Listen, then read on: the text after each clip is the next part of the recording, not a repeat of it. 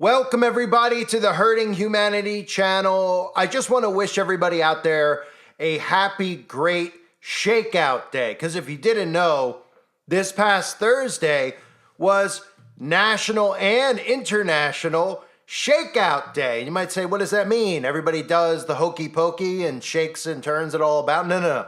International Shakeout Day is to condition civilians all around the earth into being mentally prepared for a natural earthquake event to occur. And of course, we all know that these drills are laughable, and I'll show you the video clips of the drills because this reminds me of the stuff I used to play from the 1950s where they would tell us that there was going to be a nuclear attack on America. And in order to prepare for that, they would literally have kids in classrooms go underneath their desks as if the desk was going to protect them from a nuclear bomb. Well, in this event, it's the same exact thing. But obviously, this is being done for psychological reasons. It's not being done to make people out there safe. Because if there is an earthquake and you're hiding under your desk, the chances are that something is probably going to fall directly on your head, probably even the desk. So why do they do these things? Well, they prepare you. Because the more they do events like this every year, which are called Great Shakeouts, the more people are prepared for an actual earthquake to occur. And when it occurs, of course, they've already been trained to think that it's a naturally occurring event. But the reality of the matter is that it's not a naturally occurring event at all. So it wasn't just on the West Coast. It wasn't just California. It wasn't just Washington. This was occurring all around the earth, where even places where you would scratch your head and say, what? They get earthquakes? Like the Northeast or the Upper Midwest or just some of the states that were listed on there. But it's not even just statewide. It's around the earth. Canada, Japan, New Zealand, all countries on this day decided to practice the drills you're about to see, which also included tsunami sirens and tsunami warnings. So these drills were not just occurring in schools, they were occurring in towns that were sounding their alarms. And of course, this is all in the name of safety, right? These drills, as we know, are always in the name of safety, just like the drills that were going on during the 11th day of September or at the Boston Marathon, or the drills that went live with Event 201, or even the drills that went live in Lahaina, right?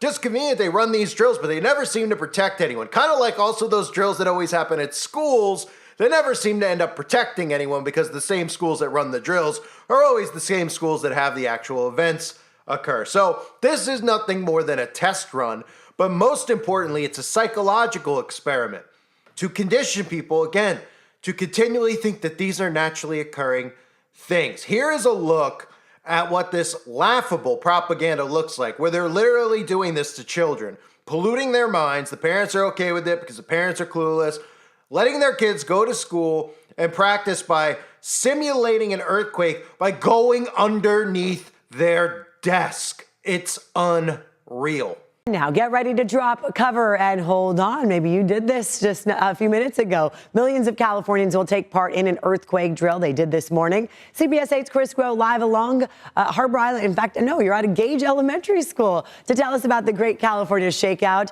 So what were the students doing there, Chris? This is a great opportunity for the students for a number of different reasons we'll get to in just a bit. But first off, to be able to practice this, of course, the drill, making sure that they're able to put themselves in the best position in case anything like a 7.8 magnitude or worse were to strike. And that's exactly what the Great Big Shakeout, the Great Shakeout as it is called, is meant to give us a chance to actually practice when these potentially life-threatening instances of natural disasters can happen, to try to save lives. And we were able to be in a classroom. There's actually a Spanish immersion class that was going on throughout the day as normal when this at 10:17, they went ahead and made the announcement this drill was going on. And so what they did is what many people across San Diego, across California did which is drop, cover, and hold on. They got underneath their desks. You could see them. And they were also instructed on how to act afterwards. There was even an instance, the principal was telling us, where there was a bit of surprise students, if you will, where the students were told that they were going to then tell their teachers afterwards that they had a fake broken leg or a fake injury, and then the teachers had to then practice their training. So this was more than just the drop, cover, and hold for 1 minute. This was a school-wide training exercise that we got to get a firsthand look at. But then it also brought up a reminder for parents at home that they need to be prepared in the instance of a large earthquake that could be devastating to our community. In fact, we spoke with the principal who hopes parents learn this lesson. Oh, I would love for the kids to teach their parents that being prepared and knowing what to do. So hopefully they'll go home and talk to their parents and say, what's our plan at home if something happens? Do we have a plan? Do we have a spot that we're going to meet? Because that oftentimes can, be a hindrance is the earthquake happens, but then they don't have a family meeting spot afterwards. The Great Shakeout at Arlington Elementary. To promote safety and awareness around natural disasters like earthquakes, according to the Great Washington Shakeout, 43 K-12 schools and about 22,000 people practice this drill. You got to be prepared for the future. This is an earthquake drill. This is an earthquake drill. And for young students at Arlington Elementary, it is important for them to learn safe habits early on. It is better for them to be well planned and prepared so they're not scattered and they're staying calm and able to listen to adult direction for their safety. Which keeps students' hearts, minds, and especially their limbs away from danger. If it were to fall, then it would basically protect our head. It's kind of like a hard umbrella. Sometimes it's not going to be a drill. So sometimes you need to practice for the actual thing if it were to happen. But it seemed the drill had mixed reviews. How was it? It was good-ish. It was kind of like scary. And it's not just students. On 1017 at 10:17 a.m., work offices, government agencies, nonprofits, and many more opt into the Great Shakeout drill. So again, there's a certain component to that is psychological. And that's why I use the clip where you hear that boy talking. I mean, he sounds just like a communist foot soldier. You got to be prepared, the kid says, sounding like he knows exactly what's happening, sounding like an adult, right? Which is part of this whole entire transition we're seeing where these children act this way, they talk this way, they're getting empowered with propaganda. So, of course, they think naturally they're right, and then the global elites tell us that we need to empower children more because they're the future and this is their future, and people like me and you are a detriment to that. They don't have the slightest clue, and they're certainly not learning what they should learn at school. Like, hey, maybe we should do earthquake drills because the government is preparing to turn on the earthquake machine, right? That earthquake machine that Nikola Tesla built and created, that's factually documented that it exists, right? They don't want to mention that, and they certainly don't want to mention the fact that we're coming up here. And how ironic would it wouldn't be ironic, it would be very, very, very strategic that if Donald Trump is placed in power, there's always that connection between Donald Trump and Tesla, because Donald Trump's uncle is supposedly the one who was brought in when Nikola Tesla died, John G. Trump, who was an MIT professor and esteemed electrical engineer, was brought in to, quote, determine if any of the belongings in the inventor's estate, which included weapons of mass destruction Tesla called the death ray, would be dangerous if they fell into enemies' hands. And of course, the rumor is that, well, it is in fact the Trump family who gained access to the patents over the earthquake machine through John G. Trump, Donald Trump's uncle. So maybe we're all looking in the wrong direction, although everybody who listens to my channel is looking in the right direction because we know these people are all compromised. But if they are to put Trump back in power and we're looking at civil unrest, could easily just be the distraction for them turning on the earthquake machine. And if you think that it's a conspiracy about the earthquake machine, here's just a little clip of, well, the earthquake machine and Nikola Tesla's connection to it. A fabled earthquake machine has also been linked to the enigmatic inventor Nikola Tesla. Some accounts say Tesla built a steam-powered oscillator, which was designed to vibrate at various frequencies. The machine reportedly caused violent vibrations in a New York building, causing panic among people in the area who thought it was an earthquake. Tesla wanted to use the machine to transmit electricity via vibrations in the ground. The genius inventor believed that a powerful enough machine could even cause earthquakes. However, the idea did not progress beyond the prototype stage. One sunny afternoon, Nikola Tesla was in his Houston Street laboratory in Manhattan. He was experimenting with oscillators, which are electronic devices used to emit sound waves and even vibrations. He attached the little device to a support beam in his lab that ran the length of the building. He switched it on and started to gradually adjust the frequency it was emitting until, bingo, the beam started to vibrate. He had found the resonant frequency of the column. The test was proving to be a success. He started to feel a vibration in the floor as the sound wave traveled down the length of the beam and spread under his feet. He increased the intensity on the knob.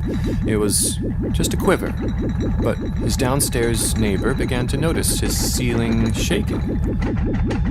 The other neighbors thought it was a heavy truck banging down the street, but the shaking persisted and grew stronger and stronger. The vibrations spread across the entire floor of the laboratory and into the neighboring buildings. Some of the locals in Little Italy and Chinatown began spilling onto the streets, thinking an earthquake was happening. The trembling was incessant and horrific, causing windows to shatter, pipes to stretch. The local police on Mulberry Street, they felt it too. An earthquake in New York City? Impossible. The police station was right around the corner from Tesla's lab, and they were all too familiar with the strange lights and sounds which would happen throughout the day and night from that building. As the ground shook, furniture was moving, pipes were breaking, and the officers thought the police headquarters was about to collapse. 2 police rushed out the door toward Tesla's lab. They reached his building. The vibrations felt even stronger there. They ran up the stairwell, facing the fear that the building might collapse on them. As they burst through the door to Tesla's lab, they were met with a bizarre sight. Tesla, swinging a heavy sledgehammer at one of the iron beams, he smashed the little device off, and the vibrations instantly stopped. No more earthquake. Tesla was surprised to see the 2 uniformed police officers just staring at him in shock. He approached them with the sledgehammer still in his hands and said, "Gentlemen, I'm sorry, but you are just a trifle too late to witness my experiment. I found it necessary to stop it suddenly and unexpectedly in an unusual manner, just as you entered. If you will come around this evening, I will have another oscillator attached to this platform, and each of you can stand on it. You will, I am sure, find it a most interesting and pleasurable experience. Now, you must leave, for I have many things to do. Good day, gentlemen." Apparently, Tesla was completely oblivious to the near destruction he had caused in the neighboring buildings and the neighborhood. The police were, I'm sure, as dumbfounded as the rest of the neighborhood. Everyone at that time knew who Tesla was. He was routinely in the New York papers. You can actually look up the digitized papers from early 1900s New York City and find dozens and dozens of newspaper articles interviewing Tesla about lightning or electricity or reporting on his new experiments. He was an odd but welcome fixture of the modern industrial age. So it's also not a coincidence that before some of the biggest earthquakes we've seen recently in Turkey, in central Morocco, that there was bizarre things happening in the sky, kind of like all the stuff that we've been talking about on my channels recently, right, that have been happening in the sky.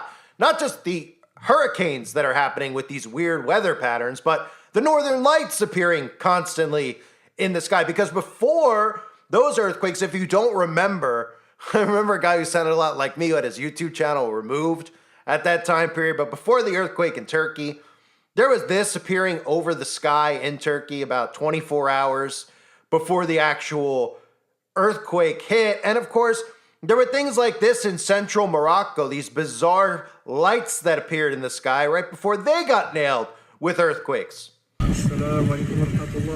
Marrakech, dans la nuit du vendredi 8 au samedi 9, Brocoli TV.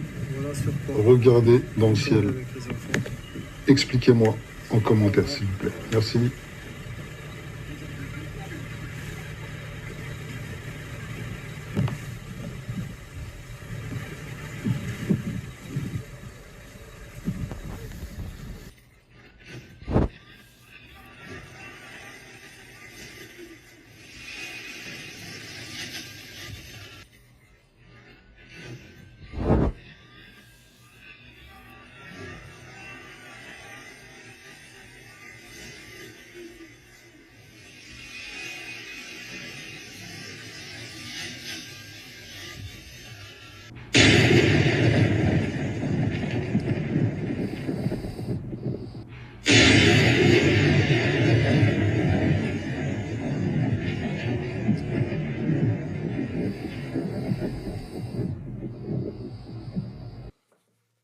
So boy, those look a lot like what we would think of as maybe some type of anomaly in the sky. I mean, they would tell us it's UFOs, but it's clearly, very clearly, that they're turning on their earthquake machine. So one of the hardest things for people to wrap their heads around is the government's ability to manipulate the weather, right? And I've always talked about that sentence we've all heard when we were children, when we were young.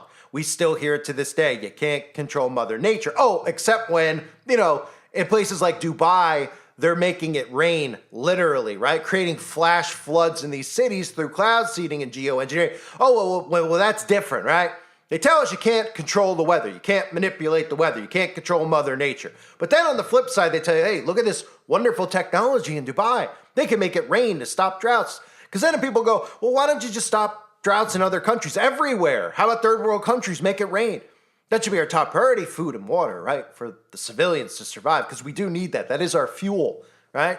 It's our lifeline to live, food and water, right? But don't go there. Don't ask questions like that, because then people will realize we can manipulate and control the weather. Then people might realize that we actually have patents and documentation that shows that we do these things already. In fact, the one big thing we're all waiting for is them to create a massive earthquake, because the predictive programming is everywhere. It's not just for hurricanes. We've seen tsunamis wiping out cities like New York. Don't forget this past year, we had a simulation. We had a real drill run. And it wasn't a drill where people got under their desks. It was an earthquake right outside of New York City, a pretty large one that was felt throughout New York and New Jersey. So they're preparing to do this all across the earth right now.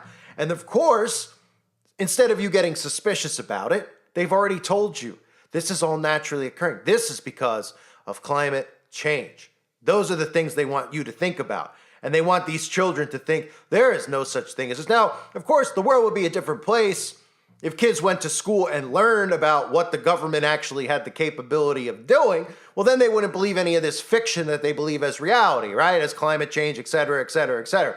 But if that was the case, then none of us would actually even be going to school. We would just be arresting all of these criminals who are doing these things to humanity. But thus the psychosis continues along, and we have children in schools who are literally told by their teachers to hop underneath their desk as they prepare for an earthquake. And like I said earlier, this is more psychological than it is for safety. Anybody out there that sees that and says, well, this is a real good idea, this is really going to help my kids. It's the same with the events that happen in the school. These are simulations, okay?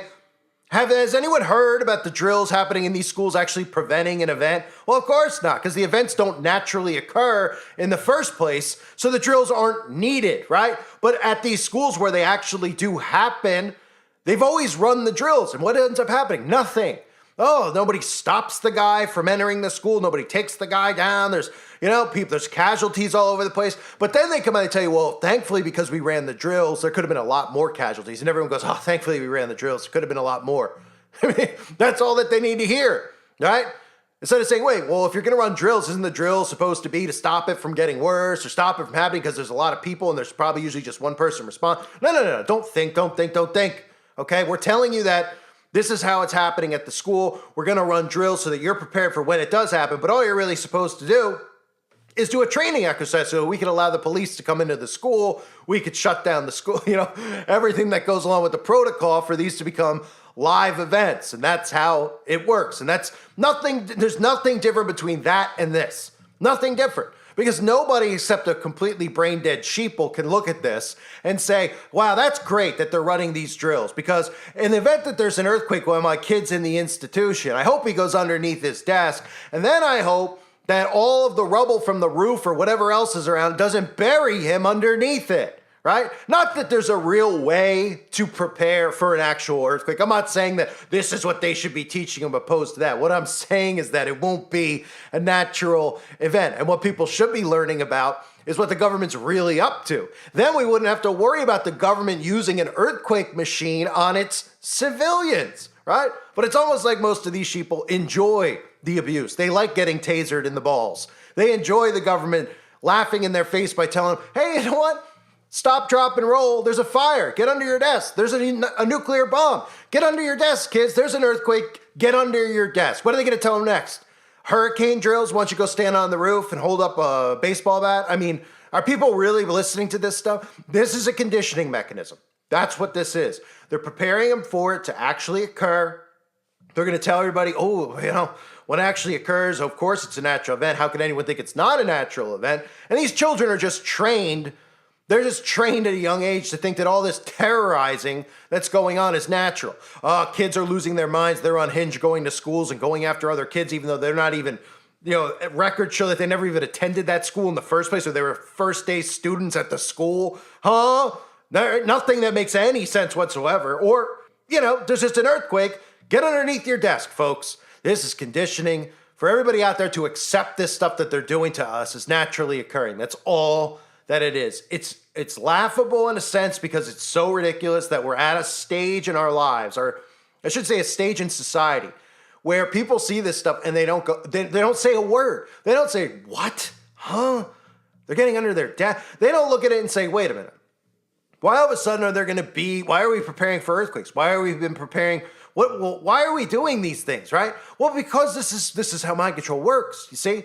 They're preparing you for what's about to happen so that you're mentally prepared, not just to deal with it, to accept it as reality. It happened because of this. It happened because of that. Instead of you saying, oh, it happened because my government is gone completely rogue against us, and they're killing people, and they're going into schools creating events, and they're actually making earthquakes and hurricanes using government patented technology that they told us in the beginning was to protect us. But even when that was happening, how people didn't say, whoa, we're not giving anyone authority to create this type of crap.